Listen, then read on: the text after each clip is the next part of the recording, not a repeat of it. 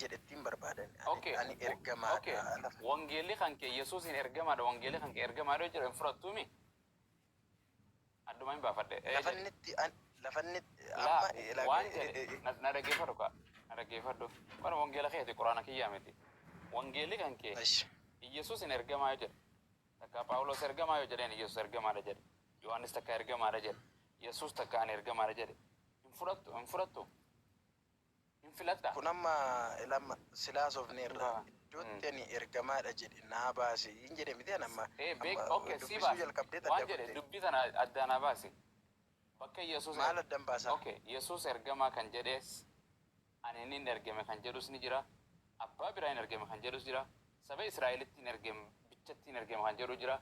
Wangeelli kan kee Yesuus ergamaa kan jedhu ni jira.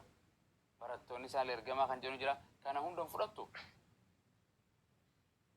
Yesuusin abbaan erguu isaan amana garuu okay, afaan Oromoo dhaggeeffadhu. Afaan ergamas messengerii fi messenger addaas. Okay, amma fakkeenyaaf yoon dukkaana dhaqee birriina dukkaana dhaqee sukkara kiiloo takka biti yoo siin jedhe eenyutu ergaadha eenyutu ergama kana lamaan jedhu. Amma tootaalii mee kuticha nuu dubbisi. Habibi please Amaanuel dura akka nama afaan Oromoo ignorant irraa wallaalaa ta'e walaban ta'e waan akkasiin jedhu kaa. Na dhaggeeffadhu kaa. Haasaama wanti naan jedhu. Hin fadhin feetu tan taateeti waan siin jedhe dura jecha ergamaa jiruu fi ergaa kan jirus waan isin jedhe waan jedhe fakkeenyaaf ani yoon birrii sikkannee dukkaana dhaqii sukkara kiiloo takka biti siin jedhe eenyutu ergamaadhaatu eenyutu erge. Dhaqii sukkara bitii yoonaan jette afaan Oromooti. Eenyu kan erge eenyu ergamaan. Kana gaamma zimenne haasaa bakkeerraa suudha malee macaafarratti hundoofnee Gobasi afaan am just basic afaan Oromoo standard afaan seerluq afaan Oromoo sitti haasaa jira. Wanni kun seerluq afaan Oromooti yoo hin barreeffamne afaan Oromoo yoo hin beekne ani sin barsiisu asitti baratte jeetin hawwa. Waan sin jedhe deemi dukkaana daqiiqa lama tokko naa biti yoon sin jedhe eenyutu amma fakkeenyaaf Abu Mu'aaz birrii 10 alitti kannee dukkaanatti ergee qalama akka bituufi jedha. Eenyu kan ergame. Situ ergeen ni bituu rage immoo ergameetu. Kan ergame san ergamaa jedhamu moo jedhamu? Waa'ee isa kana macaafarraa moo walitti hin finnu ergamaa kan jedhee afaan Oromoo si gaafachuu jira. Oh my goodness ummatuma akkamii Amaanuel maal taate jaarraa 20 takka keessa jirra. Dhiisi wangeela wachikaay wangeela dura ergaa fi kan ergee fi kan ergame adda baasuun yoon aliidhatti birrii 10 kannee deemii dhaqii qalama tokko biti mana barumsaa fidiyoon jedheen eenyutu ergama. Okay, inni kuni macaafa alatti yoo haasofne. Macaafuma alatti afaan Oromoon haasa'u jira. Seerluq afaan Oromoo. Qaamni tokko waa erga qaamni tokko ergama. Harmeen tante deem abbaa kan kee yaami yoo sin jette harmeen tante maal jedhamti atoo maal jedhamti? Seerluq afaanii keessatti afaan Oromoo baranna taanaan gara afaan Oromootti wal deebiifnee jechuudha iddoo macaafarraa maa irraa baane. Yes, afaan Oromoon dura wal barsiifna. Afaan Oromoo sii gale wangeelli siif gala. Ya, akkasika waan afaan Oromoo dubbisuu deemna achi booda eega walii gallee waan ni jenne booda gara wangeelaa dhufnaa jechuun gal. Deemiti hin jette harmeen tante abbaa kan kee waamii sin jetti. Harmeen tante akka seerluqaatti maal jedhamti? Senteensi kana hima kana keessa maal jedhamti? Atoo maal jedhamti? Kan ergaa kana fuudhee deemu maal jedhama? Kan ergaa kana sikkannitee maal jedhamti? Kan na erge harmee kooti kan ergame immoo anadha. Ati ergamaa jedhamta moo jedhamtu?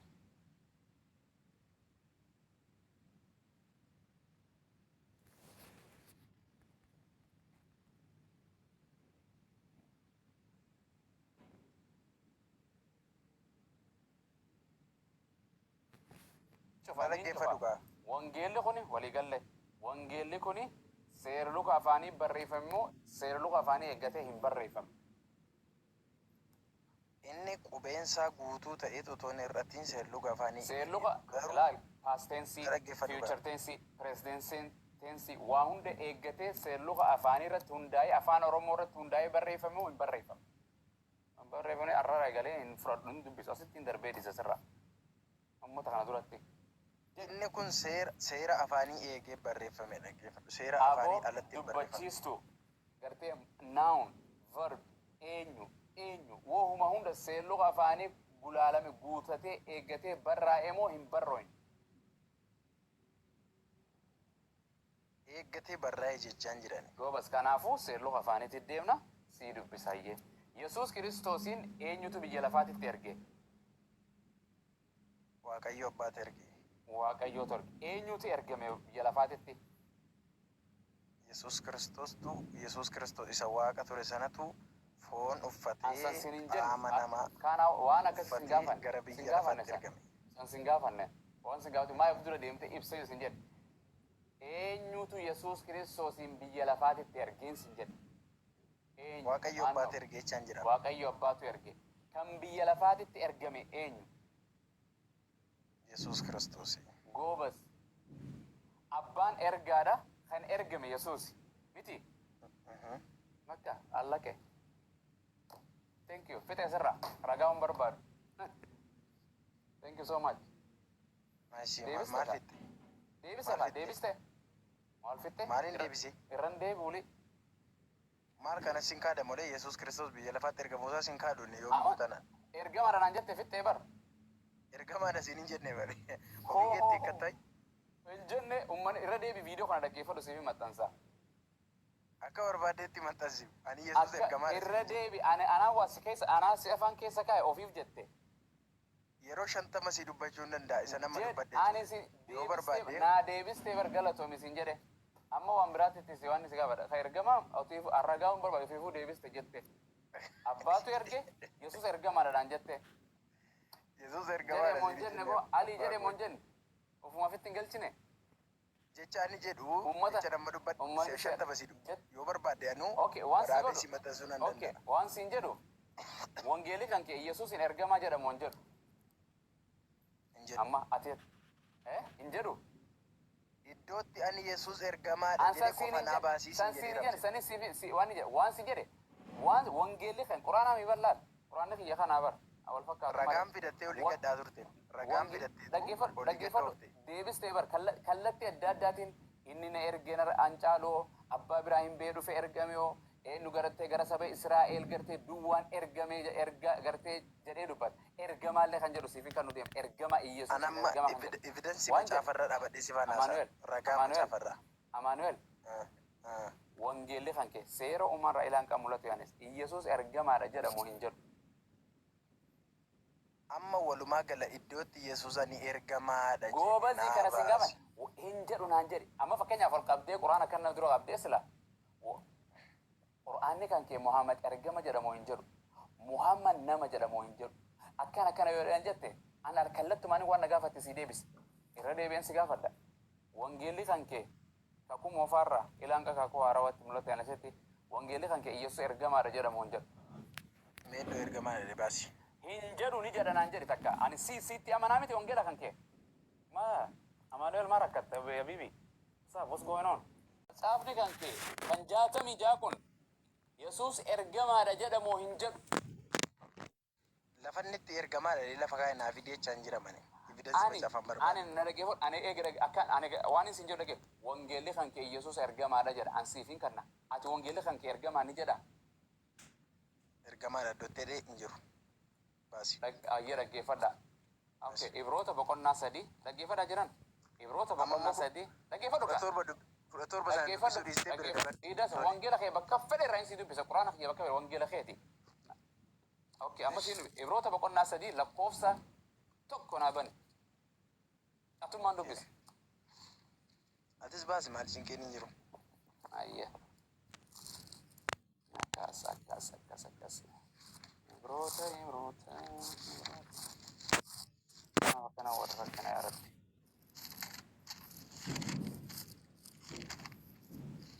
Telefoon irraa hin baasuu jaaladhaa bara. Kan hin rakkanne maaltu na rakkise. Abdii eessa kutte? Tokkoo keessa hin jiru.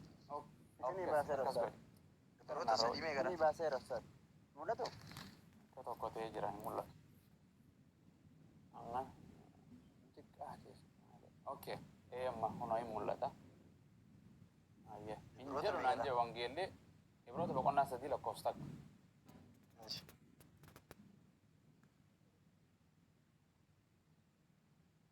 Dubbisi uummata dhagaya hin jedhu naan jedhu. Kanaafis yaa obboloota Waaqayyoo qulqullooftanii Kanaafis yaa obboloota Waaqayyoof qulqullooftanii waamicha isa Waaqa irra keessaa hirmaattanii Yesuus ergamaa fi Yesuus ergamaa fi hangafa lubootaa Yesuusiin ergamaa fi Yesuusiin ergamaa fi hangafa lubootaa isa amantii keenyaan beeksifnuu yaadadhaa jedha.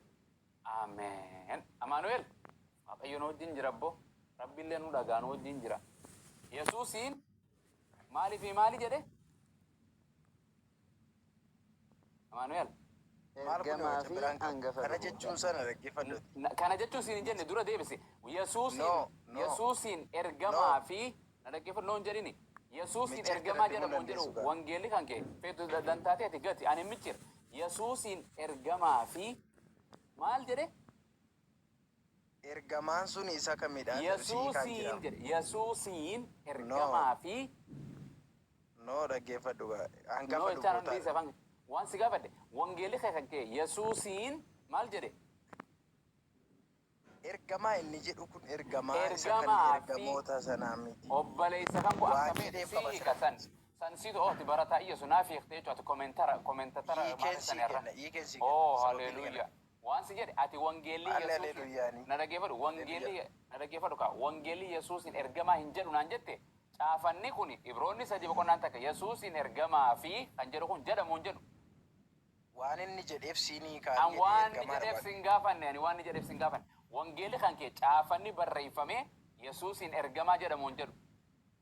Jechi kun Yesuus ergamaa ta'uu isaa kana siin gaafanne goobatti Amaanu'el siin gaafanne humaatu ani niin beeka akka pheenteen wangeela hin dhugoomsine wangeelli kan kee barreessee caafee hafuura qulqulluun waan siin jedhe barreeffamni afaan Oromoo Yesuusiin ergamaa fi jedhamu hin jedhu. Jedha jee mee kan salfatin jedhii jedhi jedha jee salfatin hin didi.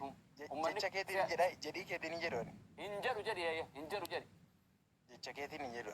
Hin jedhu jedhi wangeelli Yesuusiin ergamaa hin jedhu jedhi.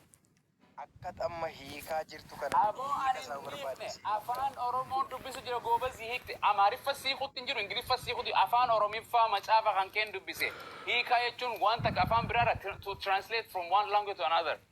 Afaan Oromoo sana sirnaa hin hubanne. Waan siin jedhe Yesuusiin ergamaa fi hangafa luboota jedhamu hin jedhu.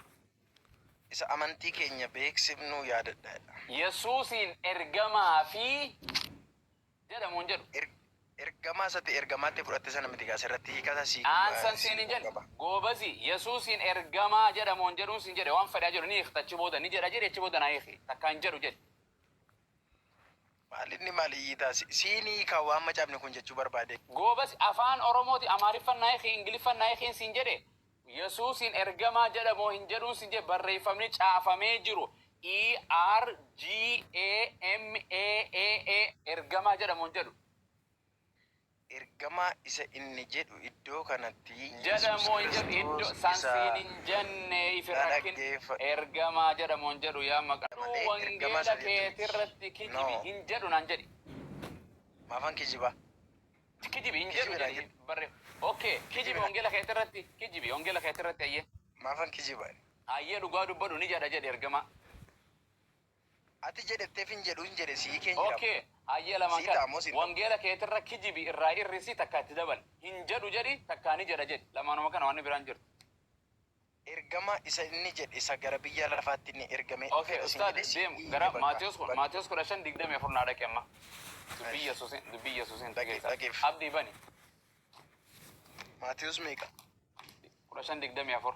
Humaa rakki isin ifuma cinqaa dida karla wangeela nu harka dhiiftanii bar. Baga nu dhiiftan.